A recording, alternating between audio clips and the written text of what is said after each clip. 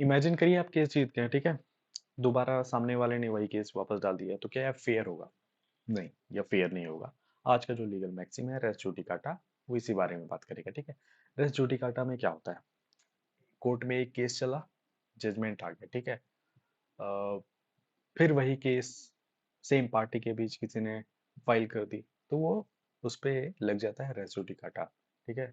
उसका race judicata का literal meaning भी यही होता है, अब मैटर जज्ड। भाई एक मैटर जज हो चुका है तो दोबारा उस पे कोई काम नहीं होगा, ठीक है। वो वेस्ट ऑफ रिसोर्सेज और टाइम होगा, एक फाइनल डिसीजन नहीं मिल पाएगा, ठीक है। केस लॉस के थ्रू देखते हैं, सत्यधन घोषल वर्सेस देवराजी देवी। इसमें क्या होता है? टेनेंसी का केस है।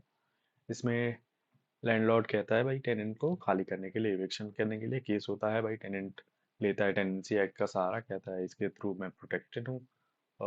तो फिर भाई कोर्ट डिसाइड करता है हाँ ठीक है आप प्रोटेक्टेड हो। फिर उसके बाद क्या होता है, जब केस फाइल किया जाता है, ठीक है, केस फाइल किया जाता है कि फिर से इस पे टेनेंसी के प्रोटेक्शन पे आप बात करिए, तो भाई कोर्ट कहता है कि इस मैटर पे हम जजमेंट दे चुके हैं, हम दोबारा इस पे कुछ भी नहीं कहेंगे, resources and all means waste होगा, ठीक है। फिर दोबारा होता है state of UP versus Nawab Hussain. इसमें क्या होता है? इस केस में होता है भाई, नवाब साहब को सस्पेंड कर दिया जाता है, ठीक है। तो डिसीजन आता है, ठीक है, हो गया, सारी चीज़ें वैलिड थी सब। फिर नवाब साहब उसी केस में, फिर उसी केस को लेके जाते हैं उसमें दोबारा कोर्ट में।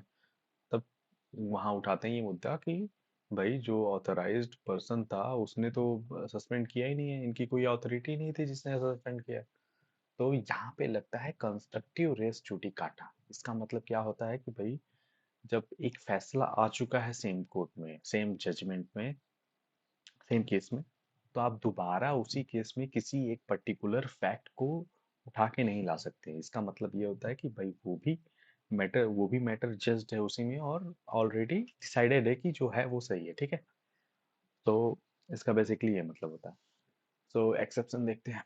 Exception, lack of jurisdiction. भाई जुरिडिक्शन ही नहीं रही हो, मतलब किन केसेस में रेस जुडिकाटा अप्लाई नहीं होगा? लैक ऑफ जुरिडिक्शन, जैसे कोई ट्रिब्यूनल का मामला था, सिविल कोर्ट ने उस पर फैसला दे दिया, तो भाई वो जुरिडिक्शन उसका नहीं था, तो उसके थ्रू आ जाएगा। फिर judgement obtain through fraud, fraud के थ्रू रहा हो, भाई झूठी बातें बोली हुई, डॉक्यूमेंटेशन सही नहीं रहा हो, ठीक है, तो फिर से केस वो फाइल की जा सकती है, ठीक है। लीगल पोजीशन है फाइनेंशियल, भाई कोई लॉ चेंज हो गया है, कोई प्रेसिडेंट चेंज हो गया हो सुप्रीम कोर्ट द्वारा या फिर हाई कोर्ट द्वारा, ठीक है, तो उस इन तीनों केसेस में फिर से इन तीन केसेस में रेस जुडिकाटा नहीं लगेगा, ठीक है।